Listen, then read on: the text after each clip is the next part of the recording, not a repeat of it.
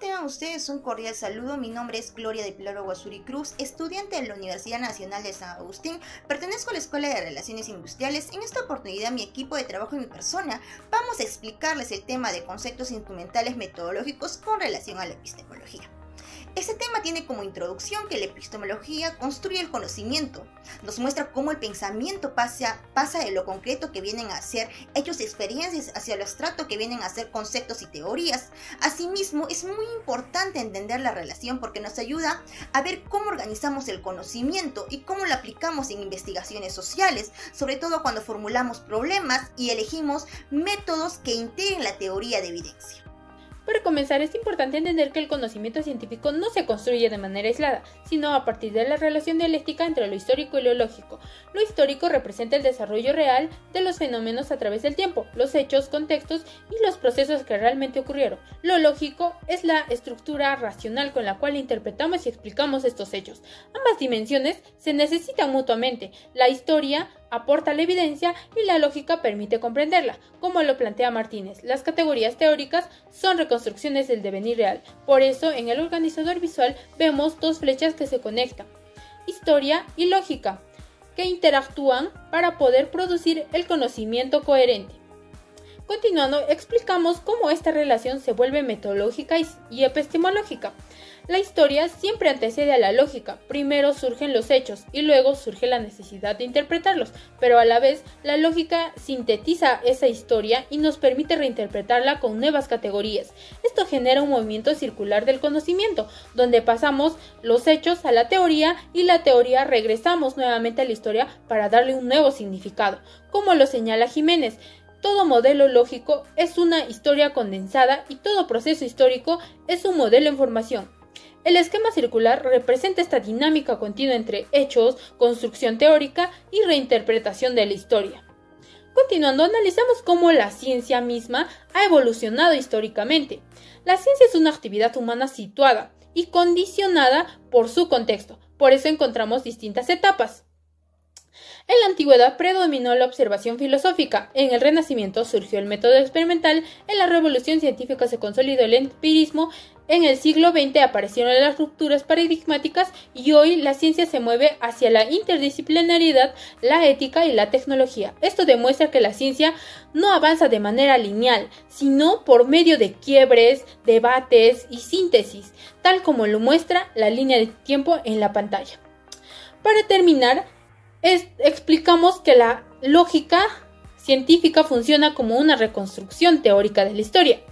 No se trata de copiar hechos, sino de identificar las leyes esenciales y convertirlas en modelos explicativos. Marx, por ejemplo, reconstruye lógicamente el capitalismo a partir de su historia de la economía. Darwin sintetiza siglos de cambios biológicos en el principio de selección natural. En la educación sucede lo mismo. Reorganizamos la historia científica para presentarla de forma lógica y comprensible, como lo afirma Vargas. Comprender científicamente un fenómeno es producir su historia en el pensamiento, como lo podemos ver en el conocimiento visual en tres niveles: hechos históricos, análisis lógico y modelo teórico. En la exposición vamos a abarcar el tema de la definición de lo concreto y lo abstracto y sus diferencias. Cuando hablamos de lo concreto nos referimos a todo aquello que se puede visualizar directamente, como hechos o situaciones. Este se basa en lo particular y lo empírico.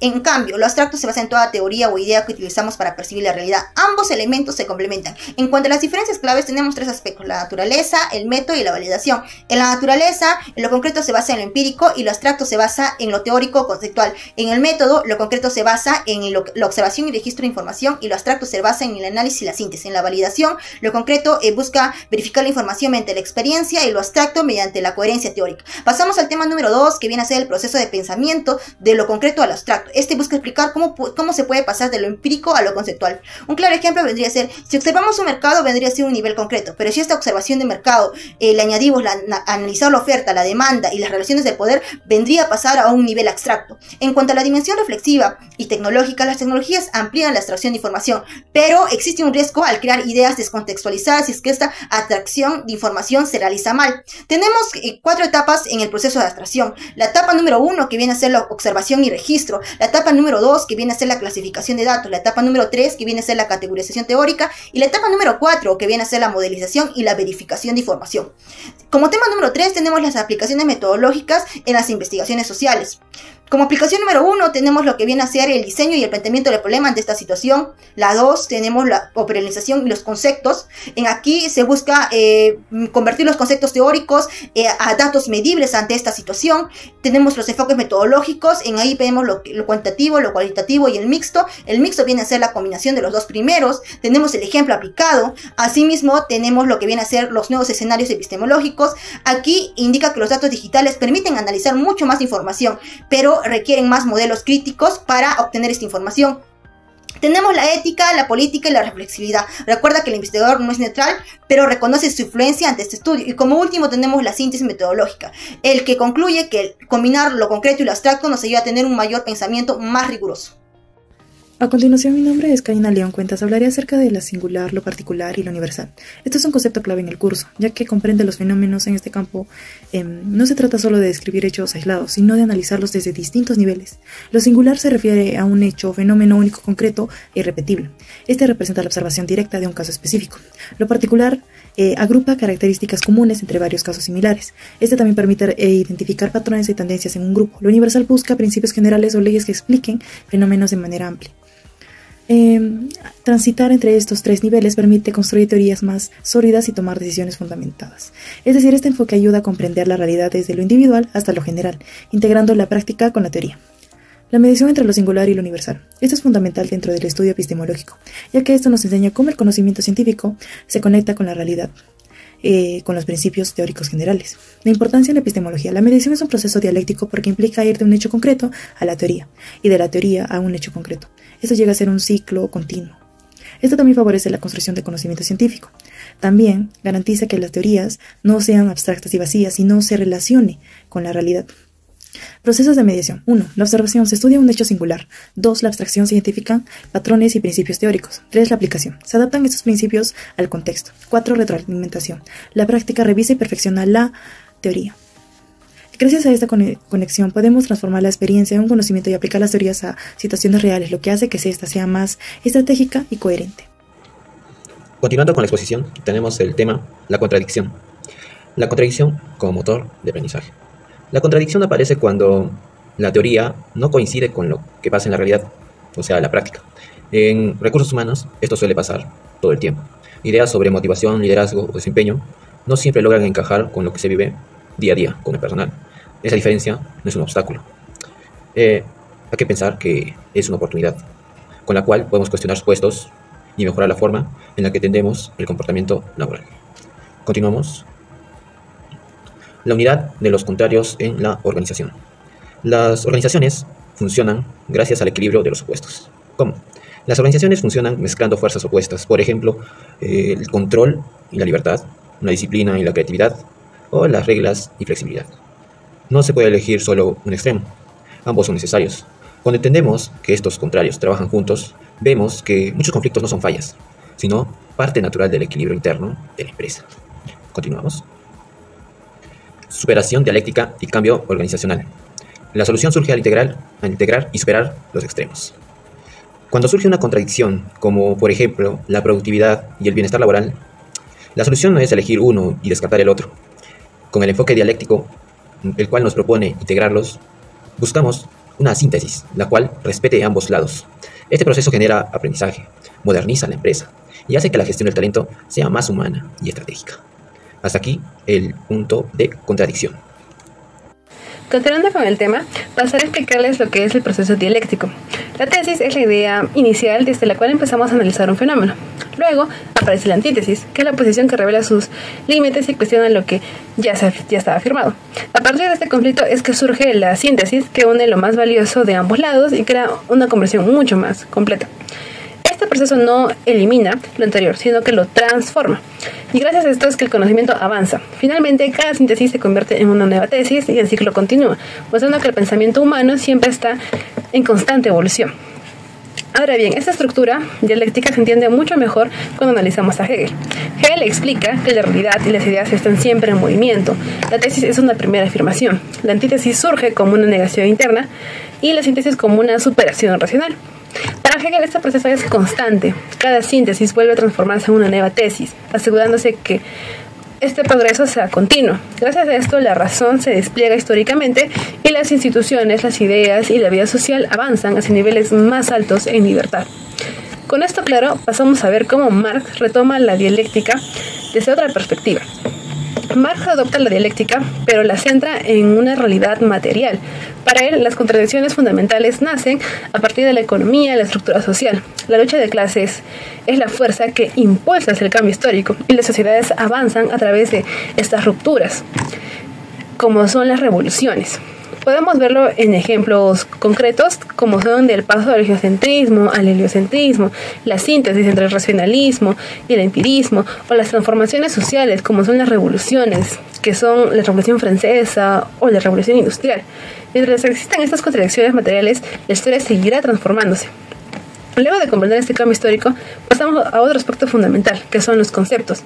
En esta parte explicaré dos dimensiones que son claves: la extensión y el contenido. La extensión se refiere a cuántos pasos abarca un concepto, mientras que el contenido describe sus características internas. Estas dimensiones tienen una relación inversa. Si aumenta la extensión, el contenido se vuelve más general, pero si aumentamos el contenido, la extensión se reduce. Comprender esta relación es esencial para trabajar en categorías claras y construir marcos teóricos sólidos. Finalmente, vamos a analizar cómo esta relación se aplica en la teoría y en la metodología. Aquí se aborda la extensión conceptual, que indica cuántos elementos incluye un concepto, y la conversión conceptual, que señala sus atributos esenciales. Ambas están unidas por una relación inversa. Al aumentar la extensión, la conversión disminuye y viceversa. Esta distinción es importante porque permite crear nuevos conceptos operativos y clasificar fenómenos y analizar temas como son la sociedad o el poder. Y gracias a esta relación es que podemos entender mucho mejor los fenómenos complejos y elaborar investigaciones más rigurosas. Esto sería todo por mi parte. Muchas gracias. A continuación presentamos los temas de generalización y especificación. En primer punto vamos a tratar sobre la generalización. ¿Qué es? Generalizar es mirar desde varios puntos en concreto y encontrar algo que se repita. En recursos humanos esto permite descubrir patrones en la conducta laboral, como por ejemplo la motivación, el desempeño, el clima, la comunicación. A partir de estos patrones se crean conceptos, teorías, las cuales nos van a ayudar a planificar, evaluar y entender mejor a las personas dentro de la empresa. Continuamos con la especificación. ¿Qué es? Especificar significa aplicar la teoría a cada organización, según sea su cultura, tamaño, necesidades. Permite que las políticas de recursos humanos no sean genéricas, sino pertinentes y efectivas en cada entorno laboral. Continuando, tenemos la relación entre ambas, la generalización y la especificación, o también conocidas como teoría general y casos concretos. Generalizar y especificar son dos cosas que van de la mano, trabajan juntas. Una constituye conceptos y la otra los adapta a la realidad. Esta unidad garantiza que la gestión del talento sea científica, pero también sensible a las particularidades de las personas, a sus características. Con esto estaríamos finalizando la parte de generalización y especificación. La aplicación metodológica en la investigación. La aplicación metodológica consiste en poner en práctica los principios epistemológicos. Su finalidad es garantizar que el conocimiento obtenido sea riguroso y verificable. En la gestión de recursos humanos este es importante, ya que implica vincular la teoría con la práctica, es decir, aplica métodos adecuados que permiten analizar, interpretar y transformar la realidad. Relación entre epistemología y metodología. La epistemología estudia qué es el conocimiento y cómo se valida. La metodología determina cómo se puede obtener. La ciencia es el resultado de ambas, de forma sistemática para explicar y comprender la realidad. Según su relación directa entre ambas, la epistemología da sentido teórico a la investigación, en el cual orienta al investigador sobre qué tipo de conocimiento busca. La metodología, en cambio, traduce esa orientación en acciones concretas. La importancia del enfoque epistemológico. Estas son tres. El enfoque positivista. En el enfoque positivista, la realidad se concibe como objetiva y medible. En este caso, la ciencia busca explicar los fenómenos mediante medición y observación. El enfoque interpretativo o constructivista. Desde la epistemología, la realidad se entiende como una construcción social en la que se puede interpretar. El enfoque crítico considera una transformación social y no solo explicarla. Ventaja de una correcta aplicación metodológica es fortalecer la validez científica, permite vincular la teoría y la práctica, favorece la toma de decisiones, genera conocimiento útil y aplicable. La conclusión es que el conocimiento es un proceso dinámico donde influye la experiencia, la historia, la lógica, en la cual la construcción de saber avanza de una forma en la gestión laboral. Las tensiones impulsan la forma de entender el trabajo en las ciencias, en el que avance mediante las rupturas creativas, y no solo la acumulación de datos, sino tras una medida epistemológica permite reconocer que no hay una verdad absoluta, sino diversas, en la cual enriquece y comprende las relaciones laborales y fortalece la toma de decisiones.